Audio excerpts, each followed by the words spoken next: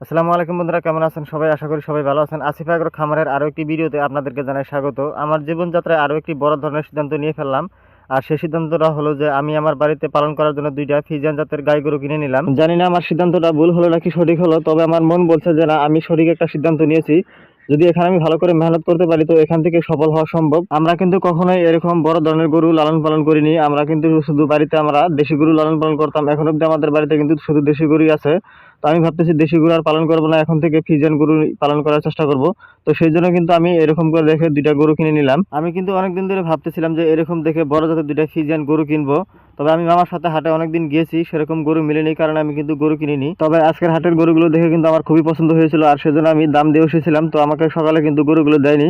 ভাটিবেলার দিকে ব্যাপারী ফোন করে বলে যে তোমরা চাইলে কিন্তু গরুগুলো নিয়ে যেতে পারো। তো সেই জন্য মামার সাথে বুঝে তারপর গিয়ে গরুগুলো নিয়ে আসলাম। তো গরুগুলো নিয়ে আসতে কিন্তু আমাদের রাত্রি হয়ে গেছিল। আপনারা যারা আমার নিয়মিত ভিডিও দেখেন তারা কিন্তু জানেন এর আগে কিন্তু আমি মুরগির খামার করতাম। তো মুরগির খামার কিন্তু বর্তমানে বন্ধ করে দিয়েছি।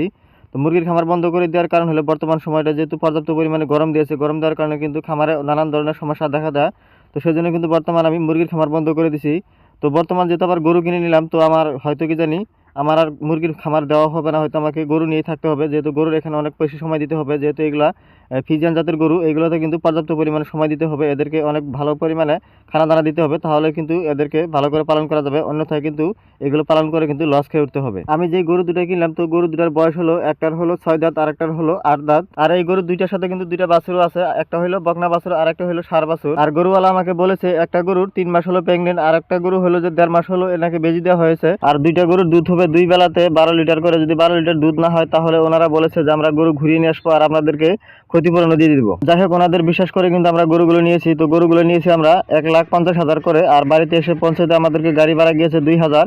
তো মোট 1,52,000 টাকা আমাদের পড়েছে বাড়িতে এসে পৌঁছতে এই গরু দুইটা। আমি যে হাট থেকে গরু নিয়ে এসেছি এই হাটে কিন্তু আমি আগে পরে অনেকবার গিয়েছি। তো আমাদের এখান থেকে কিন্তু প্রায় 30 কিলোমিটার মতো রাস্তা হয়, যেহেতু আমি সকালে গিয়েছিলাম গরুগুলো আনার জন্য। তো তখন কিন্তু গরুগুলো দরদামে ঠিকঠাক ভাবে না হওয়ার কারণে কিন্তু গরুগুলো দেয়নি। তো গরুগুলো কিন্তু আমরা একদম সন্ধ্যার দিকে কিন্তু বাজার থেকে উঠিয়েছি গাড়িতে। তো আমাদের বাড়ি পৌঁছাতে কিন্তু প্রায় 8টা পার হয়ে গিয়েছিল। তো 8টা পার হয়ে যাওয়ার পর কিন্তু আমরা বাড়িতে এসে পৌঁছাই গরুগুলো নিয়ে। আর আমরা কিন্তু দুইটা গরুর জন্য কিন্তু দুইটা গাড়ি ভাড়া করেছিলাম। কেননা দুইটা গাড়ি এই জন্য ভাড়া করেছি যেহেতু গরুগুলো অনেক বড়। তো হয়তো আমরা ভিডিওতে দেখতেছেন গরুগুলো খুবই ছোট দেখা যাচ্ছে, কিন্তু গরুগুলো কিন্তু মোটেও কিন্তু ছোট না, অনেক বড় বড় গরু। যারা হয়তো ফিজিয়ান গরু পালন করেন বা যারা দেখেছেন তারা হয়তো জানেন যে ফিজিয়ান গরুগুলো কিন্তু অনেক বড় হয়।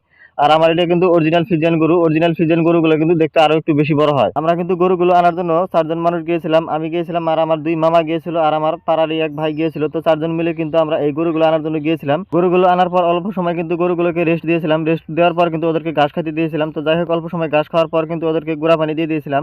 আর আরো একটি কথা বলে দেখেন ভাই, ফিজিয়ান গরু যে এত পানি খাইতে পারে এটা কিন্তু আমার কল্পনার বাইরে ছিল। আমরা যেহেতু বাড়িতে আমরা দেশি গরু পালন করি, তো দেশি গরুগুলো কিন্তু খুব বেশি পানি খায় না, অল্প পানি খায়। তো ফিজিয়ান গরুগুলো যে এত পানি খায় তো আমি শুনে কিন্তু প্রথমে অবাক হয়েছিলাম। তো তারপর যখন আমার নিজের চোখে দেখলাম যে প্রায় 60 থেকে 65 কেজি পানি দিয়েছিলাম দুইটা গরুকে, তো দেখা গেল যে খুব বেশি সময় লাগেনি, অল্প সময় কিন্তু পানিগুলো খেয়ে শেষ করে দিয়েছে।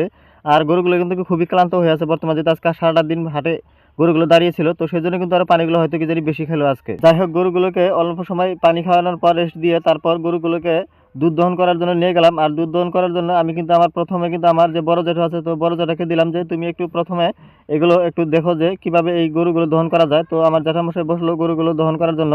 তো যাই হোক, খুব সুন্দরভাবে গরুগুলো দহন করা হয়েছিল। তো প্রায় 9 কেজির মতো গাখীর হয়েছিল। আমরা গরুগুলো বাড়িতে এনে দেখে আমাদের বাড়িতে মানুষ দিয়ে ভরে আছে, তার কারণ হলো দেখেন এই গরুগুলো কিন্তু আমাদের এখানে খুবই কম, তো খুবই কম পাওয়া যায়। তো সেই জন্য কিন্তু এই গরুগুলো দেখার জন্য অনেক মানুষ আমাদের বাড়িতে চলে এসেছিল। যাই হোক, আজকের মতো এই পর্যন্ত। সবাই একটু আমার জন্য দোয়া করবেন, আমার এই গরুগুলোর জন্য একটু দোয়া করবেন। আর একটি কথা বলি, যারা অভিজ্ঞ আছেন তারা একটু আমাকে পরামর্শ দিবেন যে এই গরুগুলোকে কিভাবে লালন পালন করতে হয়। আসসালামু আলাইকুম ওয়া রাহমাতুল্লাহি ওয়া বারাকাতুহু।